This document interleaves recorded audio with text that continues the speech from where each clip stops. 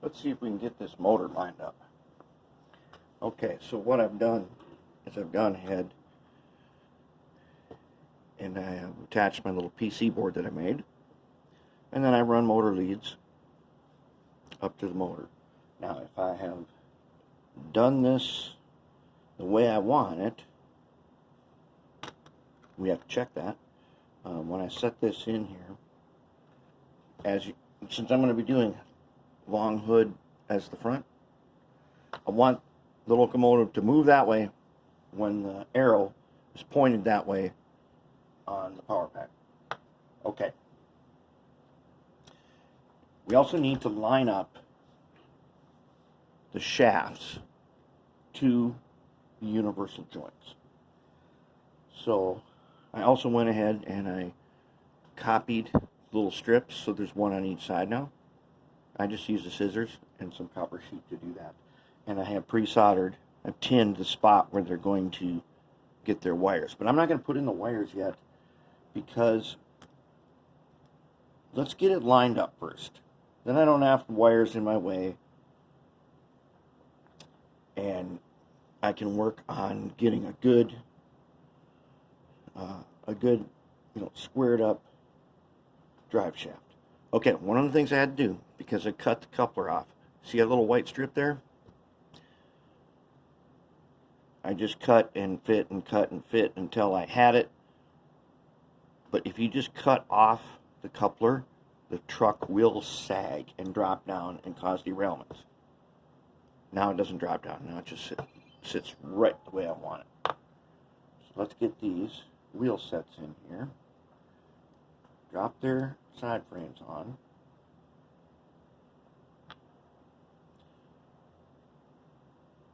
And let's see if we can do some alignment.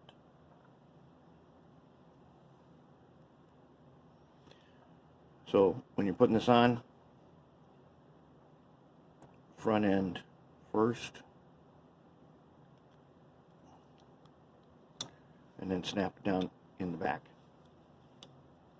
All right, let's see what we got here.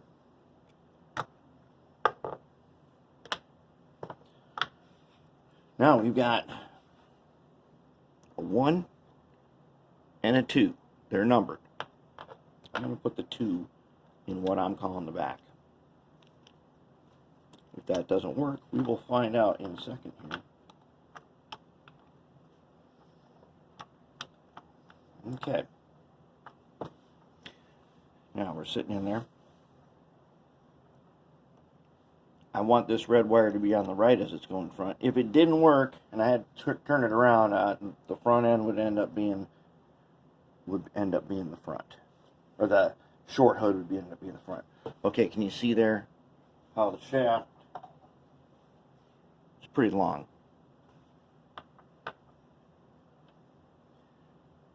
And in fact, if I put that shaft on there, it's going to be really long.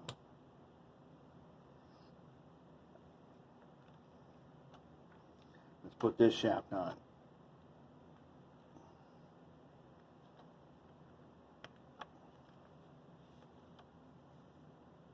This motor is bigger than the one I took out. So we're going to be cutting them off kind of close. But as you look at the universal joint, we have this much space right here. Oh, we have this much space right here. Shaft, we don't want the shaft poking in to the inside of where the U-joint goes. Let's just take our tweezers and eyeball it and see if we think, when this is up there. In fact, I'm going to make a mark with my pen.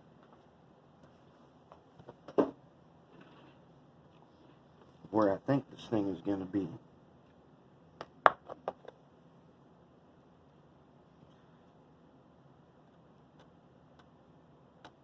Okay. Probably going to be about like that, and if that one is like that, this one's probably going to be right about here. So now let me just check something. Here's my mark. Do they line up? Can I cut this shaft off that short and still have space? It's going to be just right on both sides. Okay. So now we need to cut it, don't we? So let's do this. Since I don't want this thing to heat up really hot.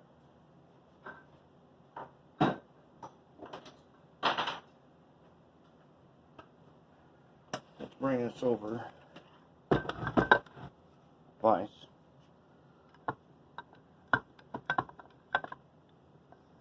I don't want to squeeze in this motor housing, but I want it down in there enough so that if there was any heat, I have it.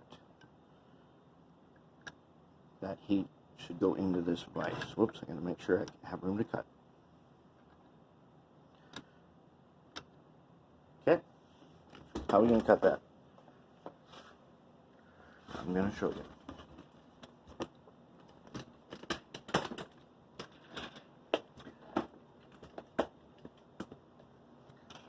For this cut, I'm going to go ahead and I'm going to use this one. The one that flies apart. The one that flies apart is thinner than the fiberglass one. And I'm just going to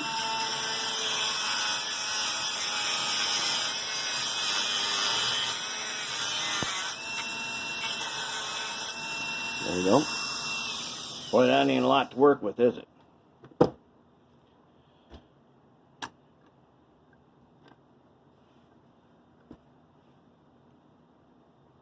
That is mighty short.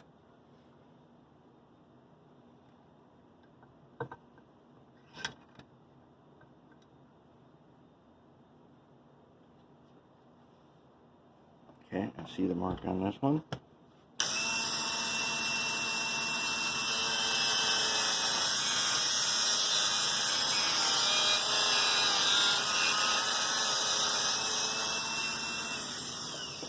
Okay.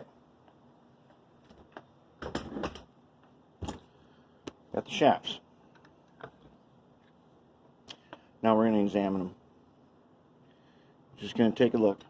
We need, now that they're cut off, they do have to be just shaped a tiny bit so that we can push the friction fit joints in them. So I'm just going to take the flash off. Okay.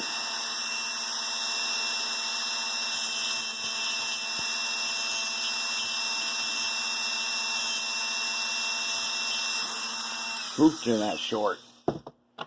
Because it is so short, we are going to give it a clean with some acetone quick on a cloth.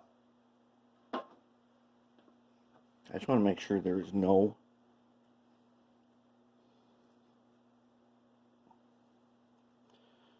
grease or oil on this of any kind. Because I need a good tight fit. Now these have been cleaned.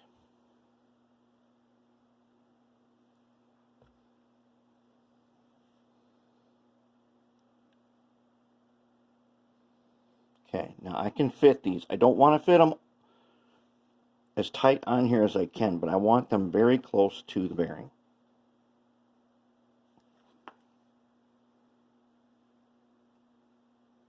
Looks good. It looks really good. But did we get a match? Let's find out.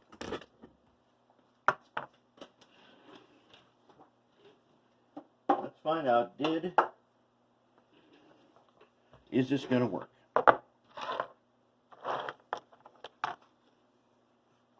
If it is going to work, then there's not going to be any binding on these. In fact, there's going to be just a little bit of room. There's going to be a little bit of play back and forth. Let's see, is there a little bit of play back and forth? There's exactly the amount of play back and forth as the trough that I milled, and I can see the light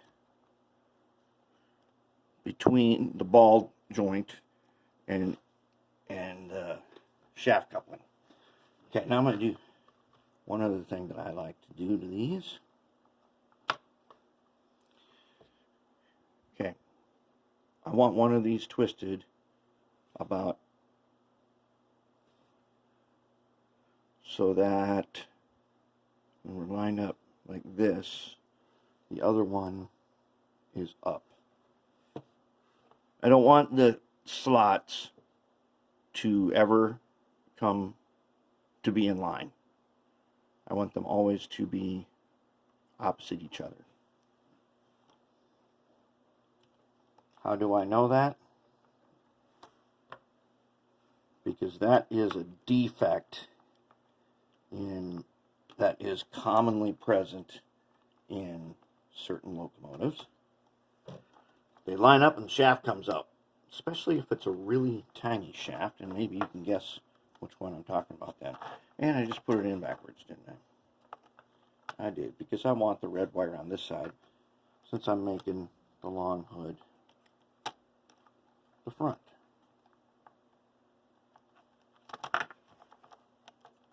Oh, that's nice. Not only that, what's nice about that? Let's zoom in on a little bit.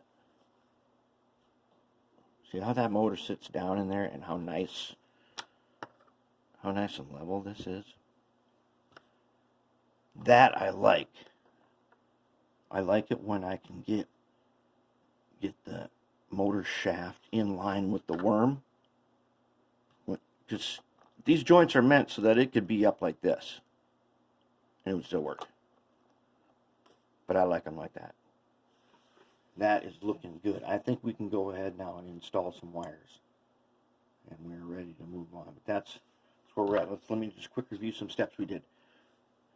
First, we milled a little bit out of the frame in order for our motor to sit down into the cradle.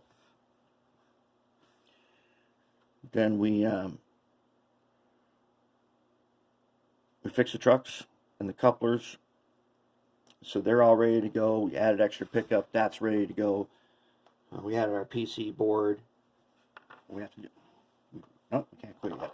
Okay, now we have to test something. I'm going to turn the motor to the right to find out something.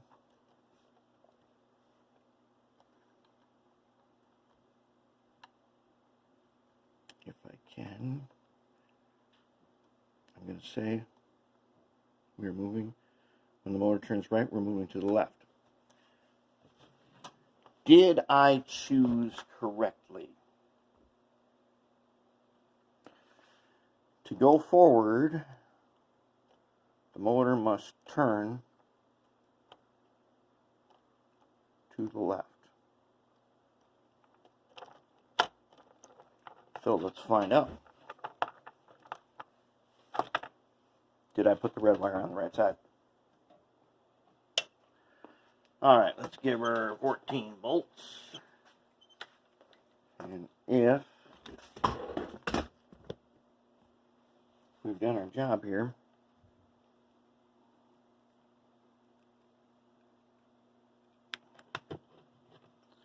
if we can clip on, okay, now